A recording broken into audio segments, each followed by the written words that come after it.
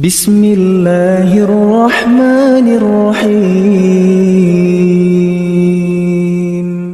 Fa inna ahadakum, karena sungguhnya salah seorang di antara kamu, idza shalla wa huwa na'isun, kalau dia sholat dan keadaan dia ngantuk, ya, la yadri la'allahu yadhhabu yastaghfiru fayasubba nafsahu. Ya, dia akan la yadri la'allahu yadhhabu yastaghfiru ahadakum.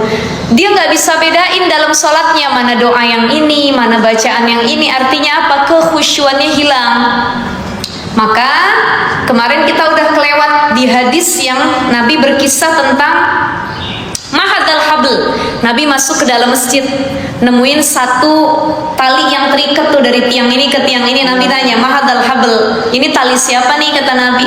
Qalu, kata para sahabat, hadza hablu li Zainab, ini talinya Zainab wahai Nabi. Fa idza fatarat ta'allaqat bihi, kalau Zainab sedang ibadah sholat, ya, kemudian dia lelah, ngantuk saat ibadah, ya dia pegangan ta'allaqat bihi, dia bergantung sama tali itu gitu. Faqala Nabi sallallahu alaihi wasallam, maka Nabi mengatakan, hulluhu liyusalli ahadukum nasyatahu. Lepasin, copot tali ini, copot kalau bahasa kitanya. Bu Haji, Bu, copot, nggak usah dipasang lagi. Kenapa? Wahai Nabi, jangan dipasang. Ya, liyusalli ahadukum nasyatahu fa idza fatara falyarkut. Ya, kamu tuh ibadah tuh jangan begitu gitu.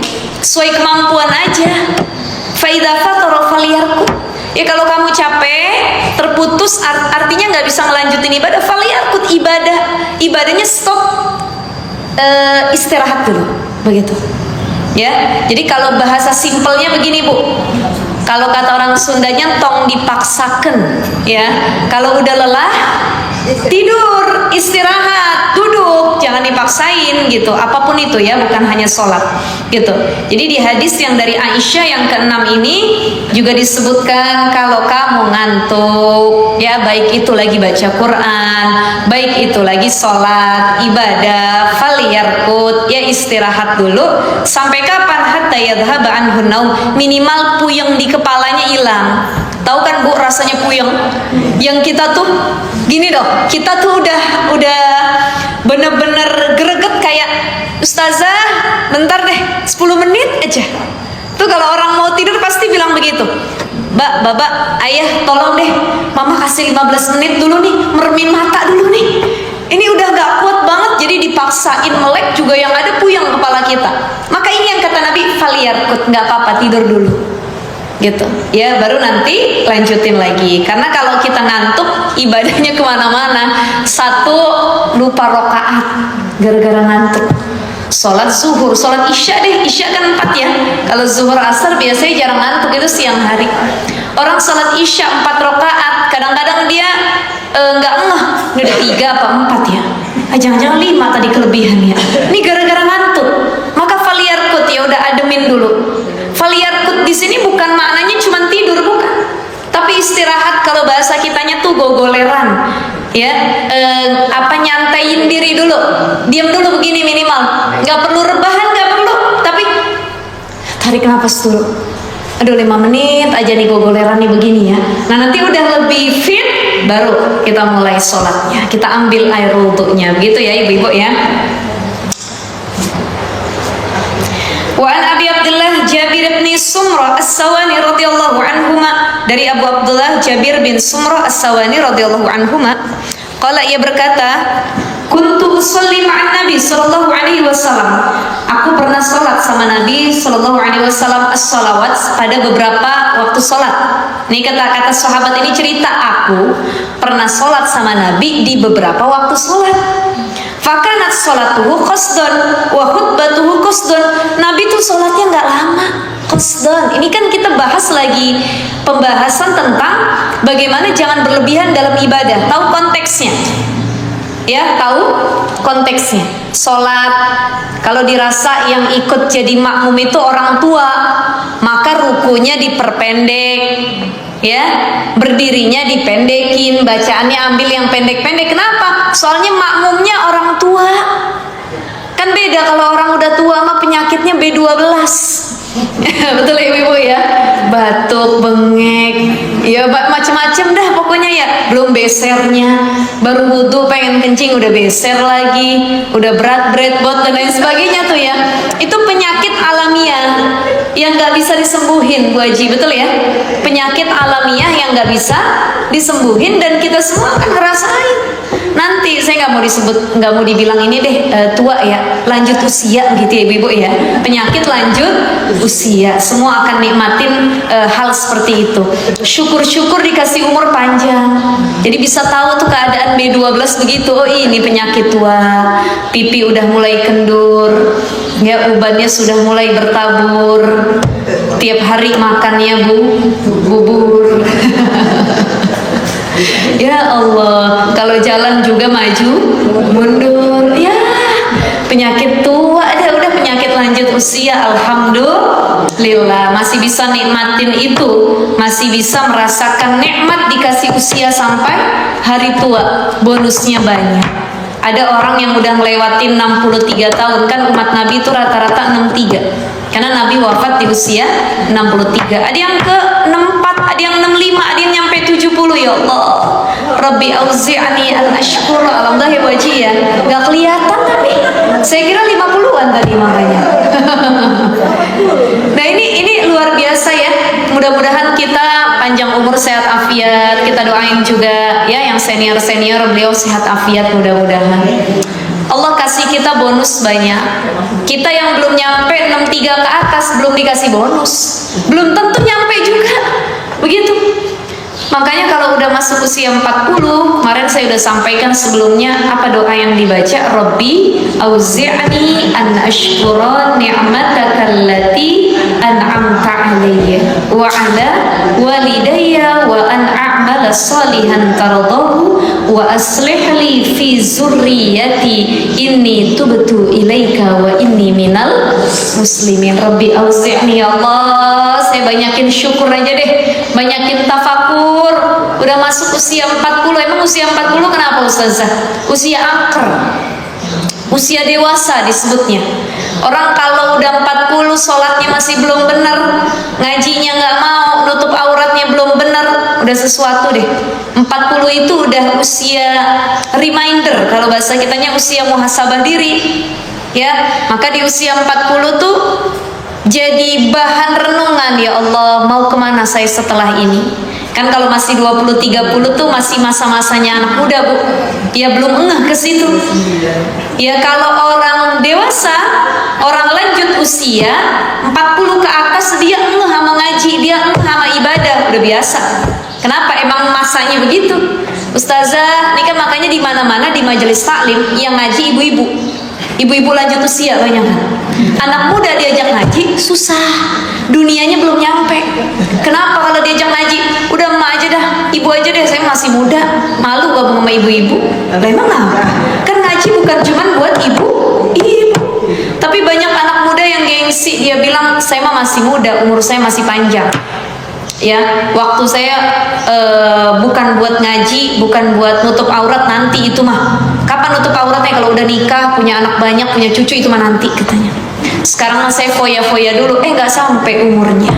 Maka ya ini jadi perhatian buat kita. Kalau ada anak muda demen ngaji, tukang ngaji, suka ngaji, ini luar biasa. Orang tua suka ngaji udah biasa. Dia ingat umur, ya Allah saya ingat umur saya udah segini, ya kan umur umat Nabi katanya segini, saya muhasabah diri, wajar. Tapi kalau anak muda demen ngaji, ini yang luar biasa. Ya, mudah-mudahan insya Allah keturunan kita semua jadi ahli Quran, ahli ngaji semuanya. Jadi kata sahabat Nabi bilang begini, saya pernah sholat sama Nabi beberapa kali, ya baik itu sholat subuh, zuhur, asar, ada beberapa kali lah pokoknya. Fakanat sholatuhu qasdan wa khutbatuhu qasdan. Nabi itu sholatnya nggak lama. Qasdan tuh di sini maksudnya ringkes gitu, ya. Wa khutbatuhu qasdan, khutbahnya juga ringkes. Ada orang sholatnya lama, khutbahnya lama. Ya, kita ambil contoh Idul Adha, Idul Fitri. Belum yang bawa anak kecil, belum yang lagi sakit, kan mau ikut tuh sholat id ya. Belum ibu-ibu yang lagi masak rendang, pikirannya cuma setengah jam sholat id, rendang ditinggal di rumah. Kepikiran sholatnya nggak khusyuk ya Allah. Nah ini juga nggak boleh ya. Jadi kalau keluar rumah mau sholat, tinggalin dulu perkara yang lain-lainnya. Ini memahami konteks. Nabi itu adalah orang yang paling tahu kondisi, situasi, ya, apa yang beliau hadapi. Oh, yang sholat jadi makmum orang tua, dirinya jangan lama-lama ambil surat pendek, kul a'udzu birabbin nas, inna a'toina, gitu ya. Nggak usah panjang-panjang. Orang tua yang ikut, kalau diri lama-lama asam uratnya kambuh. Diajak ruku lama-lama begitu juga. Jadi tahu konteksnya, siapa yang jadi makmumnya. Ini Nabi, kata sahabat. Wa khutbatu qasdun, Nabi juga khutbah ngelihat juga konteksnya. Oh, banyak anak kecil, banyak yang sakit, banyak yang begini, ringkes.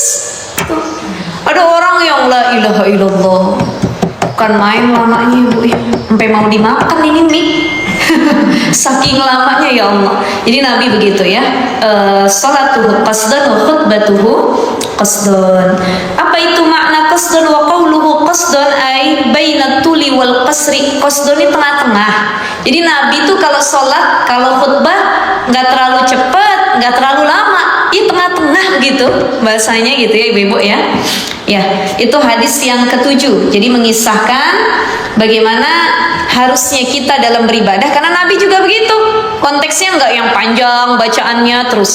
Ya, ada di satu momen Nabi begini, tergantung dengan kondisinya. Baik, kita masuk ke hadis 8. Wan Abi Juhaifah Wahab bin Abdullah radhiyallahu an. Dari Abu Juhaifah Wahab bin Abdullah radhiyallahu an, qala, ia berkata, akhir Nabi sallallahu alaihi wasallam, Nabi telah mempersaudarakan. Siapa yang Nabi persaudarakan? Baina Salman wa Abi Darda. Salman Al-Farisi, Abu Darda. Nih ibu-ibu lihat, ada Salman Al-Farisi, ada Abu Darda. Dua-duanya dipersaudarakan oleh Nabi, dijadiin saudara. Kan waktu itu ketika Nabi hijrah, ada kaum Muhajirin, ada kaum Ansor. Betul ya? Muhajirin itu orang yang hijrah dari Mekah menuju Madinah. Kaum Ansor orang asli Madinah. Dan pertama kali yang Nabi lakukan ketika nyampe Madinah, bukan bangun rumah, bukan bangun gedung, bukan ngurusin yang lain, tapi hal pertama yang Nabi lakukan setelah membangun masjid, ya, yang pertama kali dibangun, yaitu adalah al-ikha, persaudaraan. Bagaimana Nabi mempererat tali persaudaraan antara kaum Muhajirin dengan Ansor. Jadi nggak ada bedanya, kalian saudara. Yang hijrah dari Mekah, dia saudara. Yang orang Madinah asli, dia saudara. Saling bersaudara satu sama lain. Jangan sikut-sikutan. Itu pesan Nabi ketika baru datang ke Madinah. Maka disinilah akhirnya punya hubungan persaudaraan yang baik. Ini saudaranya ini, orang Mekah jadi saudara sama orang Madinah, gitu ya. Al-ikha. Nabi mengawali dengan persaudaraan, silaturahim antara penduduk Mekah dan Madinah. Nah, ini Nabi mempersaudarakan dua orang, siapa? Salman Al-Farisi dan Abu Darda. Fazaru Salman Abu Darda. Satu ketika, ya, Salman Al-Farisi itu Fazaro berkunjung ke rumahnya Abu Darda. Main nih, bahasa kita silaturahim, bertamu, ya, berkunjung. Faro'a Umad Darda, nyampe ke rumah Abu Darda, ia ketemu sama istrinya Abu Darda, namanya Umad Darda. Kalau orang Arab begitu nyebutnya tuh Bu, Abu Darda, Umad Darda, Abu Muhammad, Ummu Muhammad, gitu ya. Beda sama kita. Dan anak mereka pun namanya singkat, namanya Muhammad bin Abdullah, gitu. Ali bin Abu Thalib. Lah kalau kita Muhammad Al-Farisi, al-ini binti. Panjang ya. Itu khasnya orang-orang Arab gitu. Faro'a Umad Darda mutabadzilatan. Ketika Salman Al-Farisi datang ke rumah Abu Darda, dia ngelihat ada istrinya Abu Darda, Umad Darda tadi tuh, ya. Mutabadzilatan dengan pakaian yang bahasanya gimana ya? Mutabadzilatan tuh compang-camping, Bu. Ya biarpun di rumah, walaupun istri di rumah kan dia kelihatan nih keurus apa enggaknya, ya. Jadi bisa kelihatan juga nih istri dapat nafkah atau tidak, dapat perlakuan baik gak dari suaminya, diberikan pakaian yang layak atau tidak, makanan yang bisa dimakan atau tidak. Nah, keadaan Umar Darda ketika didatangi oleh Salman Al-Farisi mutabadzilatan, kesian keadaannya. Ya mungkin kalau kita gambarin begini Bu, compang-camping, jilbabnya juga lusuh, bajunya dekil, udah robek-robek, begitulah bahasanya ya, dengan pakaian yang tidak pantas gitu, walaupun itu di rumah. Faqala, maka berkata Abu Darda, Darda, masya'nuka? Wahai Ummu Darda, kok keadaan kamu kayak gini gitu? Kenapa engkau berpakaian seperti ini? Qalat, berkata Ummu Darda, istrinya Abu Darda. Apa kata istrinya Abu Darda? Akhuka Abu Darda laisa lahu hajatun fid dunya. Wahai Salman, saudara kamu Abu Darda nggak punya lagi kebutuhan terhadap dunia. Dia mah udah nggak mentingin dunia, bahasa kitanya begitu, ya Bu ya. Faja Abu Darda, maka datanglah Abu Darda, didengar nih sama Salman. Salman ngerenung nih, oh kok begini istrinya? Oh jawabannya karena si Abu Darda udah nggak butuh sama dunia. Kemudian Faja Abu Darda, datang Abu Darda, fasona alahu, Abu Darda bawain makanan, fasona alahu ta'aman, bawain makanan buat saudaranya nih Salman Al-Farisi. Faqala lahu kullu, maka Abu Darda ketika sudah menghidangkan makanan ini, ia berkata, silahkan makan. Faqala lahu kulu fa inni shaim, aku mau puasa. Salman, bahasa kitanya ya. Udah makan daman, makan. Itu kalau bahasa orang Cinerenya, makan daman, makan ya, abisin. Kalau saya mah lagi puasa, kata Abu Darda, begitu ya. Qala, berkata Abu Darda, berkata Salman, apa kata Salman? Ma'ana biakilin hatta ta'kula, aku nggak mau makan kalau kamu nggak ikut makan sama aku. Udah kita makan dah bareng-bareng. Ibu bertamu ke rumah orang, dia nyuruh kita makan, dia puasa, kan nggak enak kita. Kalau bahasa kita ada bahasa basinya ya, Bu Haji makan juga, jangan cuma ngidangin saya, ayo bareng gitu ya. Jadi kata Salman kepada Abu Darda, udah bareng sini makan. Saya nggak mau makan kalau kamu juga nggak makan. Ya, kemudian fa'akala, ya akhirnya buka tuh Abu Darda makan sama si Salman. Bahasa kitanya ini bahasa gampangnya ya. Falamma kana lailu, ketika Salman nginep di rumah Abu Darda, kana lailu, pas malam hari ini, dhahaba Abu Darda yaqumu, Abu Darda bangun dari tidurnya, yaqumu, ya dia mendirikan salat. Faqala lahu nam, fanama, ya.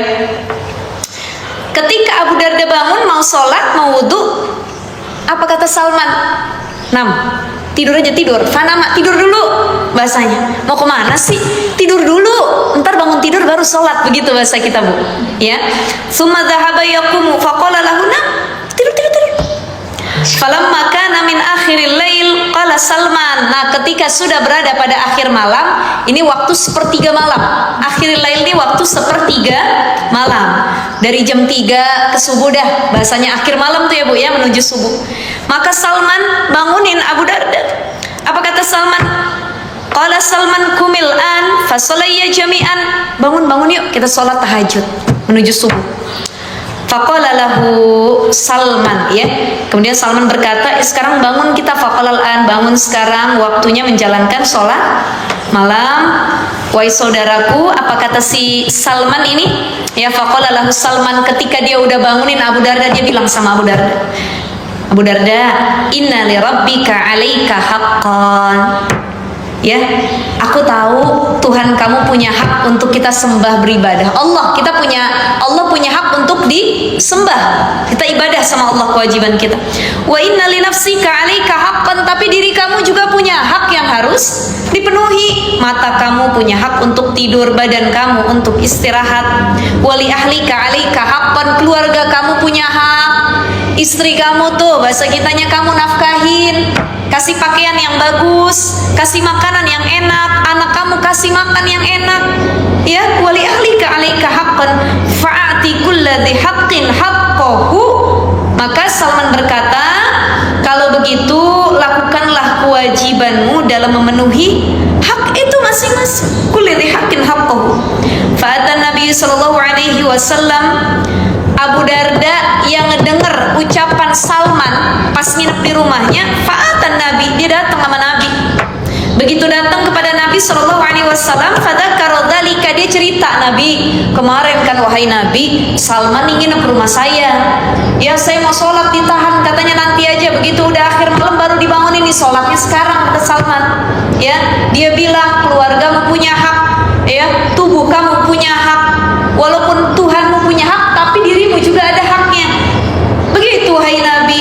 Maka apa kata Nabi sallallahu alaihi wasallam? Faqala Nabi sallallahu alaihi wasallam, shadaqa Salman. Jawaban Nabi singkat. Udah gitu dong kata Nabi. Bu, ibu ngadu nih, misalkan ibu ngadu sama saya, Ustazah, tuh kata Bu Haji itu begini. Saya cuma jawab, benar kata Bu Haji itu. Begitulah waktu Abu Darda ngadu sama Nabi. Wahai Nabi, kata Salman begini, saya punya hak tubuhnya untuk tidur dan lain sebagainya. Shadaqa Salman, benar kata Salman, itulah yang benar. Gitu. Ya, paham ya ibu ya? Jadi ini sampai bininya nggak ketengok. Bahasa kitanya mungkin bininya kebeli lipstik aja enggak? Ya, kebeli parfum aja? Enggak. Apa tadi kata istrinya? Abu Darda laisa lahu hajatun fid dunya. Dia mah udah enggak butuh sama dunia. Kerjaan dia sholat malam, puasa.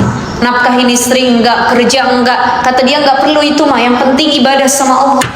Nah, ini namanya gulu, berlebihan dalam ibadah. Kita masuk ke hadis yang ke-9. Apa hadis yang ke-9? Wa Abi Muhammad Abdullah bin Amr bin As radhiyallahu anhuma, dari Abu Muhammad Abdullah bin Amr bin As radhiyallahu anhuma. Qala, ia berkata, ukhbiran Nabi nih, ya, Abdullah bin Amr bin As itu datang kepada Nabi. Ukhbiran Nabi sallallahu alaihi wasallam anni aqulu. Aku datang kepada Nabi sallallahu alaihi wasallam, kemudian aku berkata, ya, apa yang aku katakan pada Nabi? Ukhbirun Nabi anni aqulu, wallahi, demi Allah, wahai Nabi sallallahu alaihi wasallam, la asumanan nahar, aku akan berpuasa terus di siang hari, wala aqumanal laila ma'ishtu, dan aku akan bangun malam terus sepanjang umurku. Paham Bu? Malamnya nggak dipakai tidur, pokoknya sholat malam sepanjang malam. Siangnya nggak pernah berbuka, pokoknya puasa aja. Maksudnya gini Bu, tiap hari sepanjang waktu puasa, bukanya cuma maghrib sama sahur. Nah, apa Nabi bilang di sini? Faqala Rasulullah sallallahu alaihi wasallam, antal ladzi taqulu dzalik, kamu yang ngomong begitu, yang pengen ibadah begitu. Faqultu lahu qad qultuhu bi anni anta wa ummi ya Rasulullah. Kata Nabi, benar, kamu berkata begitu, kamu bersumpah pengen kayak gitu selama hidup kamu. Benar wahai Nabi. Maka beliau berkata, ya, apa kata Rasulullah SAW? Fa innaka la tastati'u dzalika fasum wa aftir wa nam wa qum wa sum minasyahri salasata ayyamin. Nabi bilang begini, kata Nabi sallallahu alaihi wasallam, fa innaka la tastati'u, sungguh kamu enggak akan mampu begitu. Jadi kalau sumpah jangan sembarangan, bahasa kitanya begitu Bu. Jangan sumpah macam-macam deh, saya enggak mau puasanya berhenti tiap hari puasa. Padahal yang dianjurin tuh minimal puasa Daud, ya Bu ya, sehari buka, sehari puasa. Tapi kata sahabat Nabi ini, Abdullah bin Amr bin As, saya nggak bakalan berhenti puasa tiap hari sepanjang masa, gitu ya. Kata Nabi lagi bilang, berpuasalah kemudian berbukalah, fasum wa aftir wa nam wa qum, tidurlah dan bangunlah untuk salat, ya. Kemudian wasum minasyahri salasata ayyam, kalau kamu pengen berpuasa, puasalah 3 hari setiap bulannya. Fa innal hasanata bi asyri amsalihha, karena kebaikan itu pahalanya akan dilipat gandakan, bi asyri amsalihha, 10 kali gitu ya, dilipat gandakan 10 kali. Maknanya apa? Kata Nabi, nggak usah kamu beratin kalau mau puasa. Tuh dalam tiap bulan ada yang namanya puasa ayyamul bid. Betul ya? 11, 12, 13. Salah. 13, 14, 15. Itu puasa ayyamul bid, kata Nabi, 3 hari dalam 1 bulan. Silahkan kamu kerjakan itu. Ya. Wadzalika mithlu siyamid dhihr, puasa ayyamul bid, kata Nabi, sepahalanya itu seolah-olah kamu puasa sepanjang masa. Itu tiap bulan Bu, yang kita dedikasikan, kita luangkan waktu kita ayyamul bid tiap bulan, ya ini kata Nabi, Masya Allah, luar biasa ya, mithlu siyamid dhihr.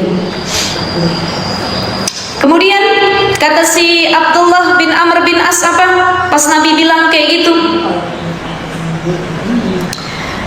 kultu, aku berkata, ini utiku afdal min dzalik, wahai Nabi, aku mampu kok puasa lebih dari 3 hari dalam sebulan. Qala Nabi Nabi bilang, oh kamu 3 hari udah sering lakuin ayamul bid, udah mampu. Ya udah, kata Nabi, fasum yauman wa aftir yaumain. Ya, apa Nabi bilang setelah itu? Ya udah, kalau gitu puasalah 1 hari, kemudian berbuka 2 hari, puasa lagi 1 hari. Paham maksudnya, Bu? Puasa 1 hari, berbuka 2 hari, puasa lagi 1 hari. Itu puasa apa? Senin, Kamis. Paham ya? Jadi Nabi bilang, udah nggak usah tiap sepanjang masa kamu puasa, minimal 3 hari setiap bulan ayamul bid. Kata Abdullah bin Amr bin As, saya udah mampu kok ayamul bid saya kerjain. Oh, kalau kamu itu udah mampu, naik tingkatan. Apa itu? Puasa sehari, libur 2 hari, puasa lagi sehari. Namanya puasa Senin, Kamis. Maka dijawab lagi sama Abdullah bin Amr bin As. Kultu, apa ini kata dia? Fa ini utiku afdhala min dzalik. Nabi, tapi saya udah mampu juga ngerjain itu. Artinya Senin Kamis saya nggak ketinggalan. Apa kata Nabi? Qala fasum yauman wa aftir yauman. Ya udah, puasa sehari, buka sehari, puasa lagi, buka lagi, puasa lagi. Ini namanya puasa Daud, ya. Nah, ini kata Nabi SAW gitu ya. Fadzalika siyamu Daud sallallahu alaihi wasallam wa huwa a'dalus siyam. Itu puasa yang udah paling dianjurkan. Jadi nggak ada tuh yang namanya tiap hari. Itu namanya nyiksa diri. Kita punya hak tubuh kita, ya. Karena puasa yang paling berat ya puasa Daud. Bener nggak, Bu? Hari ini puasa, besok buka. Harusnya besok puasa. Gara-gara ada undangan arisan, makanannya enak-enak, dalam hati udah besok aja dah katanya. Sayang udah dimasakin gini. Atau ditraktir temen makan di restoran, ya udah besok aja deh. Nah, ini berat. Puasa Daud kalau Senin Kamis liburnya masih 2 hari. Dalam 1 minggu cuma 2 kali. Tapi kalau sudah puasa Daud, sehari puasa, sehari libur berbuka gitu ya. A'dalus siyam. Maka kata masih dijawab lagi sama Abdullah bin Amr bin As. Fakultu fa ini utiku afdhala min dzalik. Saya mampu juga wahai Nabi begitu. Faqala Rasulullah sallallahu alaihi wasallam, la afdhala min dzalik. Gak ada lagi yang lebih utama dari puasa Daud tadi. Udah mentok di situ. Jangan ditambah-tambahin lagi dah. Nggak ada lagi namanya puasa Nabi apalagi dah, nggak ada. Udah itu kata Nabi. Ya, puasa Nabi Daud sudah paling utama gitu.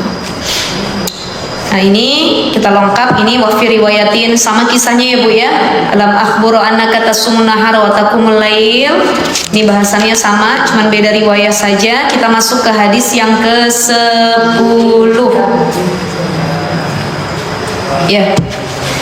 Bismillahirrahmanirrahim. Wa an Abi Rib'in Hanzalah bin Rabi' al-Usayyidil Katib, ya, dari Abu Rib'i.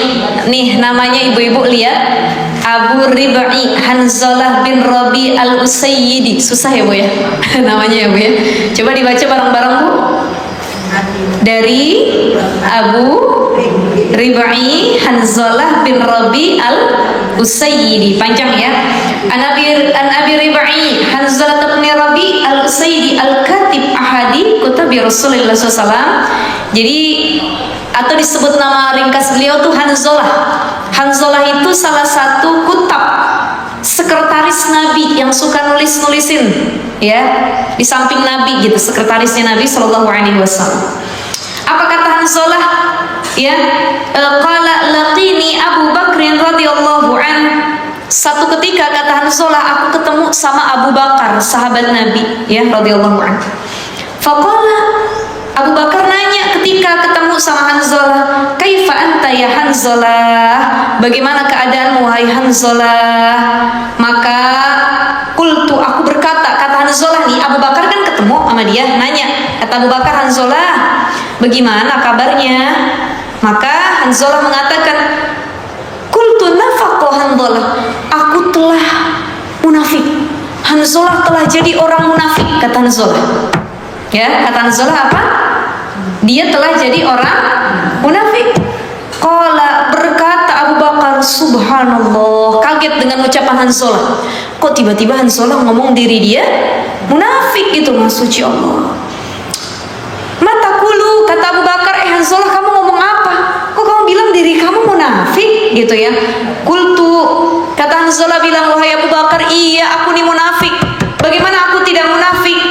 Nakunu inda Rasulillah sallallahu alaihi wasallam yudzakkiruna bil jannati wan nar ka'anna ra'ya ainin.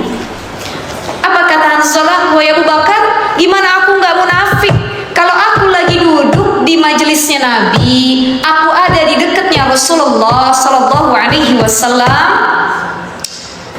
Yudzakkiruna bil jannah, aku ingat sama surga, aku ingat sama neraka, seolah-olah surga dan neraka depan mataku. Tuh kalau lagi Nabi ngejelasin, Nabi lagi baca Quran, membacakan wahyu dari Allah, mengajarkan satu keilmuan, aku yang duduk dekat Nabi seolah-olah begini, ya Allah, saya takut bener sama neraka. Seolah-olah depan mata saya tuh siksaan neraka, depan mata saya tuh adalah kenikmatan surga. Kenapa? Aku lagi duduk sama Nabi, wahai Abu Bakar. Fa'idha kharajna min indi Rasulillah sallallahu alaihi wasallam. Tapi ketika aku keluar atau nggak deket sama Nabi, pulang dari majelisnya Nabi, ya, afasnal azwaja wal aulad wad dhai'ati nasina katsiran. Aku pulang ke rumah, ketemu sama istri, ketemu sama anak, katanya ya. Ini kata Hanzalah nih, ketika kami keluar dari hadapan Nabi, nggak di samping Nabi, saya bergaul dengan istri, dengan teman-teman, anak-anak, menghadapi berbagai urusan. Wadhai'ati, banyaknya urusan di luar sana, ya. Setelah ketemu sama Nabi, nasina katsiran. Saya lupa tadi sama surga neraka yang saya pikirin. Paham gak ibu-ibu?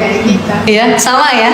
Jadi pas duduk deket Nabi soleh, begitu keluar jauh sama Nabi toleh, ya, bukan soleh lagi, salah begitu.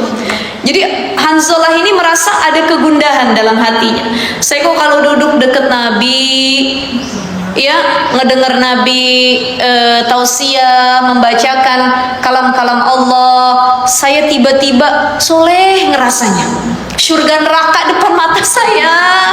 Tapi ketika saya pulang dari majelisnya Nabi, saya ngelihat bini saya ngelihat anak saya, kawan saya, urusan yang ada di luar.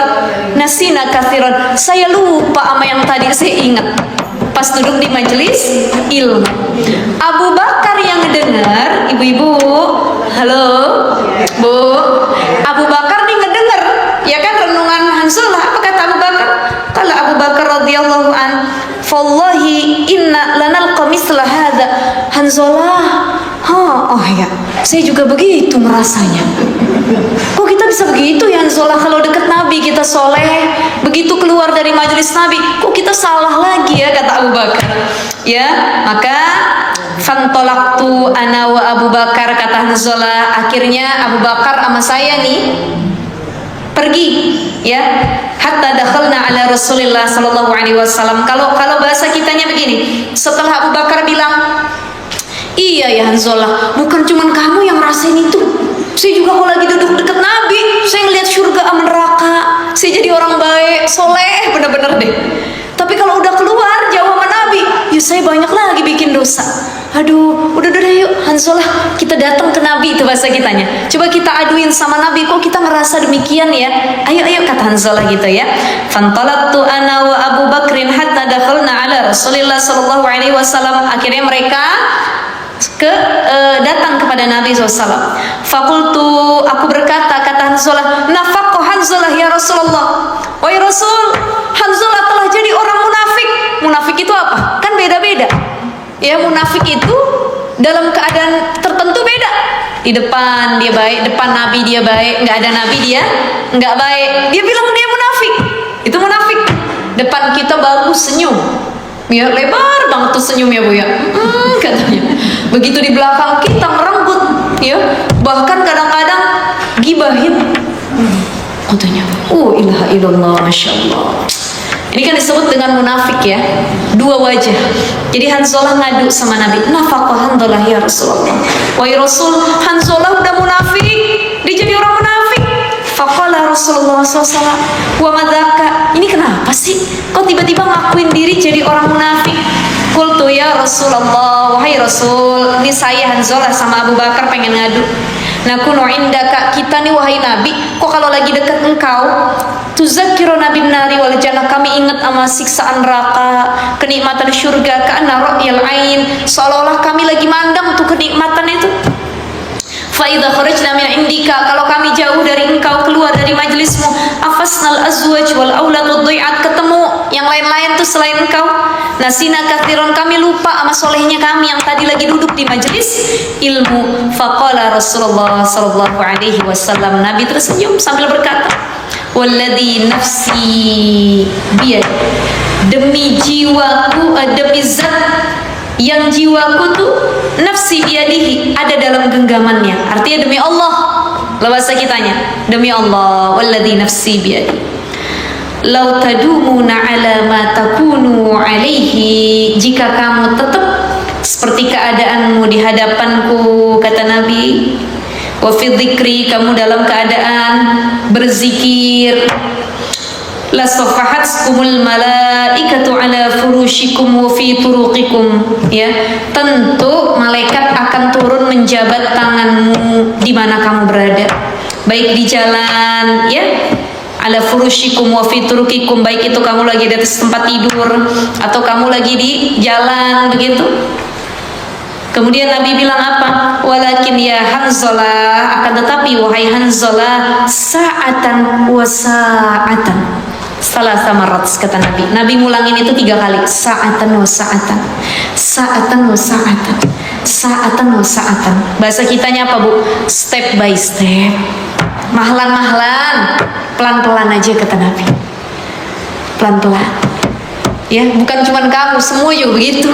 Kalau lagi ngaji dia soleh, pulang ngaji lupa sama yang tadi dipelajarin. Ya, kemana-mana lagi gitu ya. Ini bukan cuman kejadian sama kita, Bu. Kalau kita mau udah emang begitu tiap hari ya, Bu. Tapi ini juga kejadian sama Hanzalah dan Abu Bakar, sahabatnya Rasulullah Sallallahu Alaihi Wasallam. Maka Nabi bilang sa'atan wa sa'atan, ya sesaat kamu beribadah kepada Allah, sesaat kamu berhibur dengan keluarga kamu, pelan-pelan. Karena ya nggak mesti kamu tegang sebagaimana di majelis ilmu. Kan tadi kalau di majelis ilmu ingatnya neraka sama surga, saya takut tinggal neraka sama surga. Ya kalau lagi keluar nggak apa-apa, kamu lihat dunia dulu, kata Nabi.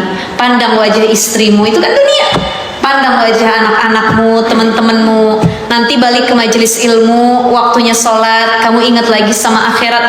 Artinya sa'atan wa sa'atan tuh balance, seimbang. Kamu ngejar dunia, ya, seolah-olah kamu hidupnya lama, ya, dan kamu ngejar akhirat seolah-olah kamu besok matinya. Ya udah sa'atan wa sa'atan, udah begitu emang, gitu ya, begitu emang prosesnya, gitu. Jadi jangan sampai kita kepikiran gini, Bu, saya kok kalau lagi ngaji soleh banget, abis ngaji kok saya jadi ya begitu ya, tadi toleh gitu ya. Gimana ya biar tetap soleh? Ya nggak apa-apa, kan ada dunia kadang yang harus kita lihat. Bukan berarti ketika kita lagi ngelihat dunia kita melupakan akhirat sepenuhnya, jangan. Boleh kita memandang kepada dunia, tapi tetap dunia yang kita jalankan, niatkan untuk mencapai akhiratnya Allah, gitu ya ibu-ibu sekalian ya. Ini renungan Hanzalah sekaligus suara hati kita semua, yang kalau ngaji soleh, kalau sholat soleh, udah kelar ibadah balik lagi jadi toleh. Ya, semua ngerasain seperti itu. Baik, kita hadis yang terakhir, hadis ke-11. Apa hadis yang ke-11?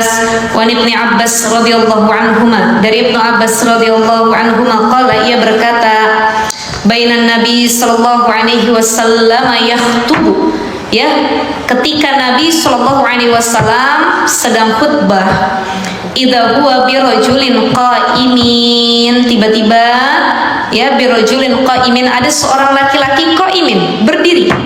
Fasa'ala anhu, laki-laki yang berdiri ini dia bertanya, ya, lalu beliau bertanya, maaf, fasa'ala anhu, kemudian Nabi bertanya kepada laki-laki yang sedang berdiri ini. Faqalu, maka para sahabat Nabi berkata, Abu Israil, ya, dia adalah Abu Israil, namanya Abu Israil. Nadhara ayyakuma fi syamsi wa la yaquda, tatkala tatkala Nabi sedang berkhutbah, Nabi ngelihat ada seorang laki-laki berdiri. Nabi nanya, siapa dia? Yang lain ngejawab. Ini saya nanya nih ya, Bu itu siapa Bu yang paling belakang? Oh itu Abu Israil katanya. Oh Abu Israil, kenapa dia? Kata Nabi. Maka para sahabat mengatakan, nadharu ayyakuma fi syamsi wa la yaquda. Dia bernazar ketika lagi dengerin Nabi khutbah, dia akan merasakan panasnya terik matahari, wala yaquda. Dia nggak mau duduk. Kalau yang lain kan pada duduk nih, nyari yang adem begitu ya. Dia bernazar, saya akan merasakan panasnya matahari sembari saya mendengar khutbahnya Nabi, sambil nggak duduk sampai akhir khutbah. Wala yastazilla wala yatakallam. Dia nggak akan bernaung di bawah apapun yang ngademin dirinya. Ya, kemudian wala yatakallam, dia nggak akan berbicara. Wa yasuma, dan dia juga puasa. Wah, ekstrim nih Bu. Dia diri, dia panas-panasan, dia nggak mau duduk sampai Nabi kelar khutbah, dia lagi puasa, dia nggak mau nyari yang bisa ngademin dirinya. Ya, faqala Nabi sallallahu alaihi wasallam, maka Nabi sallallahu alaihi wasallam kemudian bersabda, apa kata Nabi? Muruhu, perintahkan ia falyatakallam, supaya bisa bicara. Wal yastazilla, cari tempat berteduh, jangan kepanasan begitu kata Nabi. Ya, kemudian wal yaqud, suruh dia duduk. Kemudian wal yutimma saumahu, suruh ia menyempurnakan puasanya. Artinya suruh buka siap. Ini Nabi memberikan perintah banyak benar. Ini kayaknya hafalnya ya Bu ya. Masya Allah. Oh iya benar ya prosesnya. Baik, sampai mana tadi? Jadi Nabi ngasih perintah. Apa perintah Nabi? Udah bilangin kata Nabi. Bilangin, suruh duduk, suruh buka puasanya, cari tempat yang teduh, suruh ngomong. Jangan nazar begitu, udah itu namanya nyiksa diri. Ya, jadi mungkin saya bernazar, saya berjanji demi Allah, selama Nabi khutbah saya tidak akan makan apapun, saya akan berpuasa, saya akan berdiri, gak akan cari tempat teduh dan lain sebagainya. Itu namanya menyiksa dirimu. Sekali lagi, apa kata Nabi bilang? Ya, Nabi bilang sesuai dengan di hadis sebelumnya, wa inna li'ainika 'alaika haqqan, mata kamu punya hak. Wa inna li zaujika 'alaika haqqan, istri kamu punya hak. Ya, semuanya kamu ada hak. Li jasadika 'alaika haqqan, tubuh kamu punya hak, maka jangan disiksa. Begitu ya Bu ya, jangan disiksa. Ya, artinya kita mau taat sama Allah boleh, tapi saatan-saatan, butuh proses, ada istirahatnya. Jangan taat aja, soleh aja. Ya, betul harus soleh, tapi ada waktu rehatnya. Gitu ya ibu-ibu ya. Jadi untuk dekat sama Allah itu emang sulit ya Bu. Sulit nggak Bu? Sulit, banyak penghalangnya. Kita pengen deket sulit. Paling tidak kata Imam Al-Ghazali ada empat hal yang menjadi penghalang kita dekat sama Allah. Apa itu? Yang pertama, dunia dan perhiasan yang ada di dalamnya. Zuyina linnasi hubbus syahawati minan nisa'i wal banina wal qanatiril muqantarati minadh dhahabi wal fiddah wal khairil musawwamati wal an'am dzalika mata'ul hayatid dunya. Yaitu semua perhiasan dunia. Zuyina linnas hubbus syahawat, ya, yang bikin kita sulit dekat sama Allah, kehalang terus ya karena tadi terlalu cinta sama dunia, sama perempuan. Itu disebutin pertama perempuan tuh. Makanya kan ada lagunya, wanita racun dunia gitu. Dia bisa jadi racun, dia bisa jadi perhiasan. Almar'atu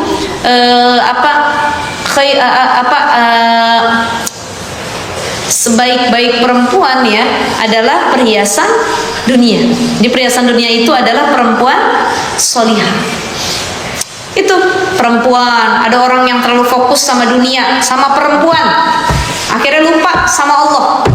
Yang ada di otaknya tuh perempuan aja gitu ya. Wal banin, anak, gara-gara dikasih anak-anak yang lucu lupa ibadah sama Allah, lupa perintah Allah, dunia juga. Wal qanatiril muqantarati minadh dhahab wal fiddah, perhiasan dunia, emas, perak, sibuk ngumpulin emas, emas batang lah, emas perhiasan lah, kalung, gelang lah yang 24 karat lah, yang emas London lah, emas apalah, dengan berbagai bentuknya dikumpulin, sibuk, lupa sama dunia. Itu jadi penghalang dunia. Ya, ad-dunya mata'ul ghurur. Dunia itu adalah sesuatu yang menipu. Tipuan dunia itu luar biasa, ya, menyakitkan. Jadi yang menghalangi kita dekat sama Allah ya dunia sama isinya. Makanya bukan nggak boleh ngejar dunia, boleh, cuman dunianya jangan diikat mati di hati, cukup digenggam, jadi wasilah aja. Saya gunain dunia untuk dekat sama Allah. Maka ada istilah zuhud. Zuhud itu bukan ninggalin dunia keseluruhan.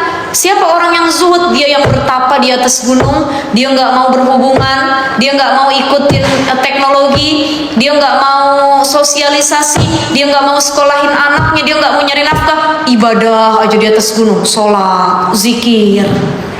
Itu namanya bukan zuhud, tapi menyiksa keluarganya, menyiksa diri sendiri.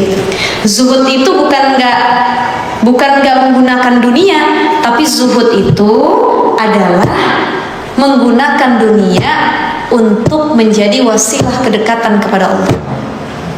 Gitu. Jadi tetap zuhud itu tetap pakai dunia untuk nyari ridha Allah, itu zuhud. Gitu ya. Yang kedua, penghalang kita dekat sama Allah apa? Makhluk. Tadi kan dunia dan isinya ya, sibuk nyari duit, emas, perhiasan, semua. Yang kedua makhluk tadi. Apa kata Allah dalam Al-Quran surah At-Taghabun ayat 64, inna min ya ayyuhalladzina amanu inna min azwajikum wa auladikum aduwwan lakum fahdharuhum. Wahai orang-orang yang beriman, sesungguhnya istri-istrimu, wa auladikum, anak-anakmu, aduwwan lakum, mereka bisa jadi musuh buat kamu. Fahdharuhum, hati-hati sama mereka, sekalipun istri dan anak. Ya, jadi musuh tuh. Kenapa? Ada istri yang narik suaminya akhirnya jauh dari Allah, ada nggak? Ada istri yang banyak menuntutnya, akhirnya suaminya korupsi, ngambil hak orang lain, mencuri hak orang lain, melakukan kemaksiatan kepada Allah. Tuh, dia bisa jadi aduwwal lakum. Ada anak yang dia membangkang kepadamu, dia memberikan keburukan kepada orang tuanya, melalaikan kamu untuk ibadah. Aduwwal lakum fahdharu. Itu makhluk kita cintai sewajarnya, istri, anak, semuanya. Kenapa? Bisa jadi dia jadi musuh kita nanti, gitu ya.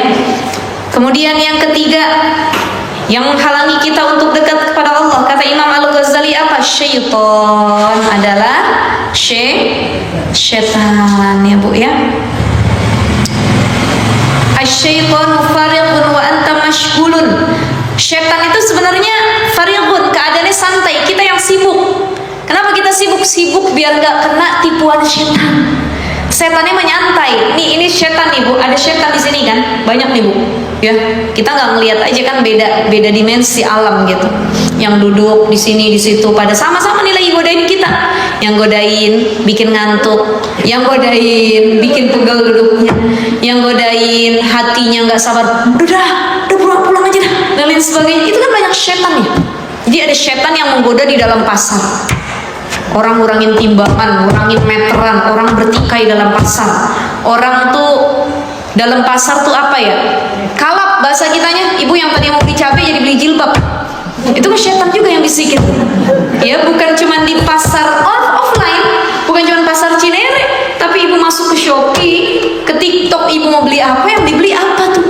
Itu kan syaitan juga tuh. Hamazatis syayatin, bisikan syaitan. Syaitannya menyantai, ngebisikin doang, dia mah kitanya yang sibuk Bu, masyghul, ya. Wa syaitanu yaraka wa anta la tara. Syaitan ngelihat kita mah nggak bisa ngelihat dia. Nih kan salah satu kekurangan kita begitu ya. Dia ngelihat kita nggak bisa ngelihat dia, gitu ya. Wa anta tansahu wa huwa la yansak. Setan dia engkau melupakan setan, tapi setan nggak pernah lupa sama kamu. Artinya apa? Dia nggak ada satu hari pun untuk istirahat godain kamu. Ya, wa min nafsika lisyaitani a'wan, dan setan itu memiliki banyak penolong dalam menggodamu. Ya, banyak wasilah dia buat godain kamu, gitu ya Bu ya.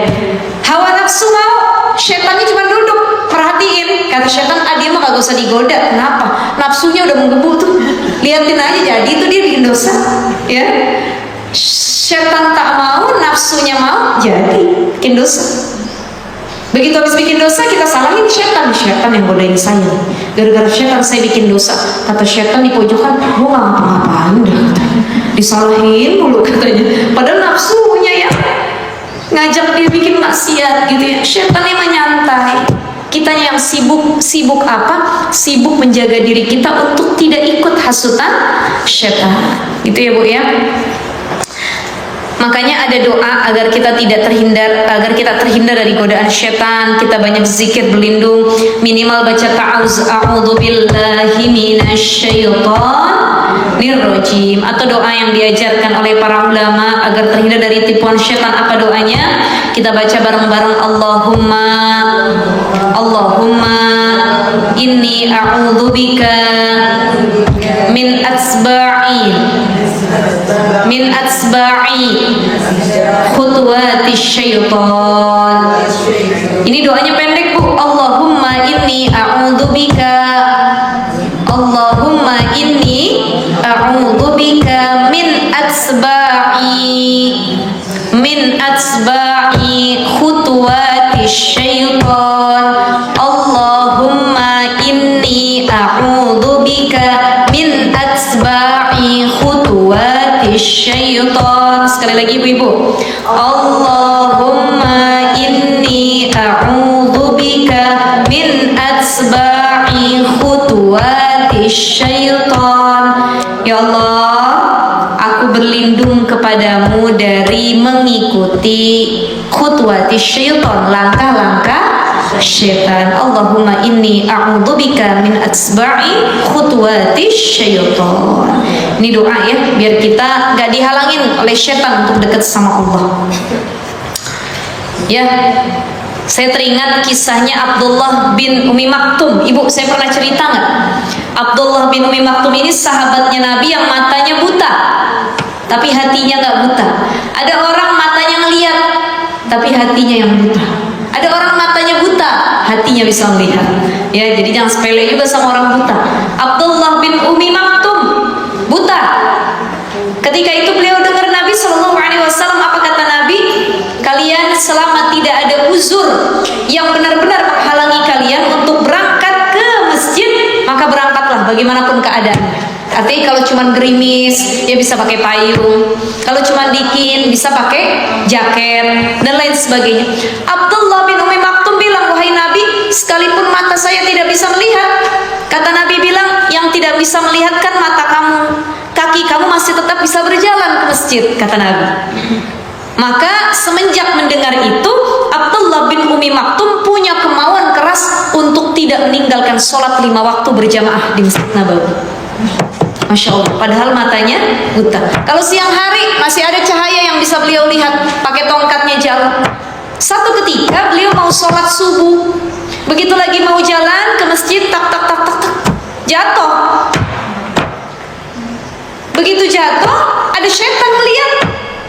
Apa yang setan lihat? Malaikat.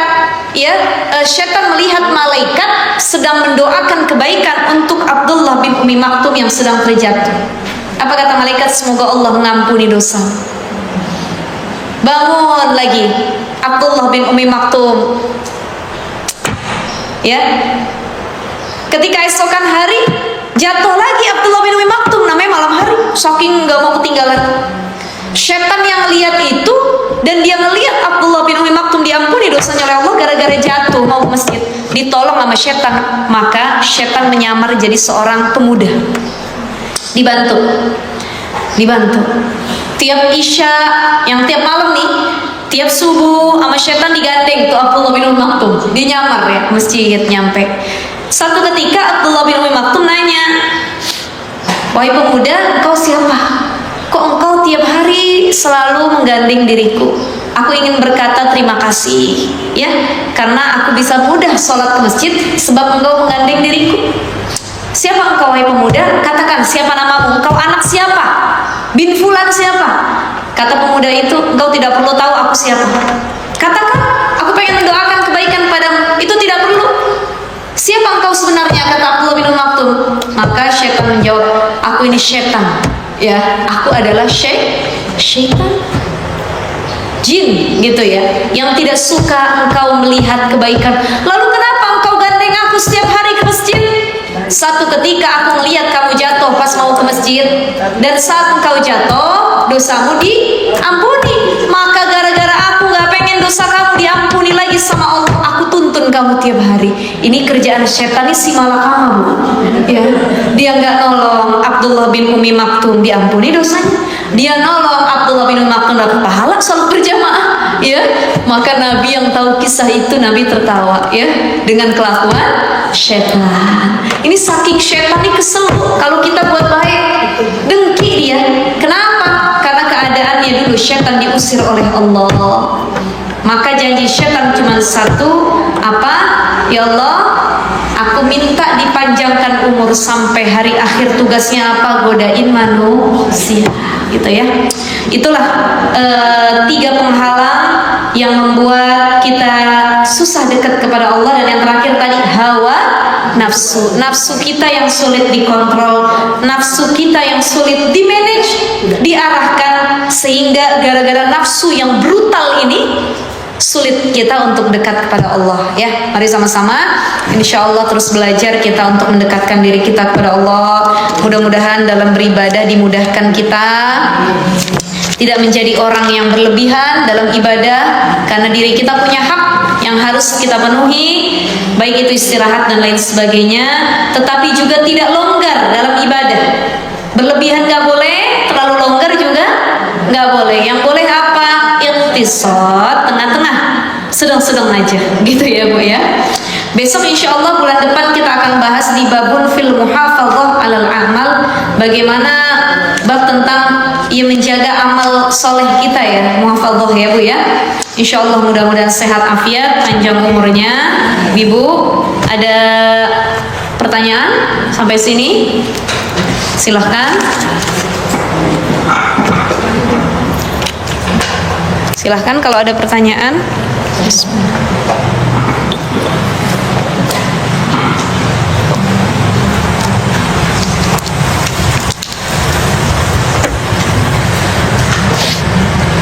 Ada pertanyaan ibu-ibu?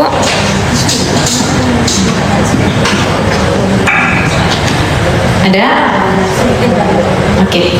Baik, kita tutup sama-sama dengan pembacaan Al-Fatihah. Mudah-mudahan Allah sehatkan badan kita, panjangkan umur kita, manfaat ilmu kita, diistiqomahkan kita dimanapun kita berada. Ala hadhihi niyah wa ala kulli niyatin salihah. Al-Fatihah.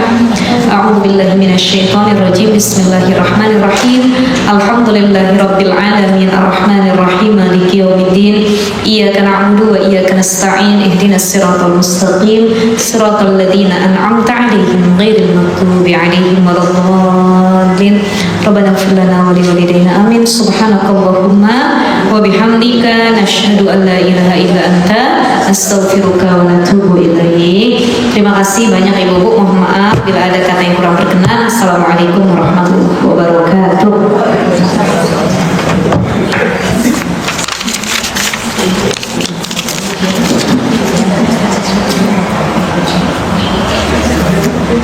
Oh iya, makasih, saya terima ya.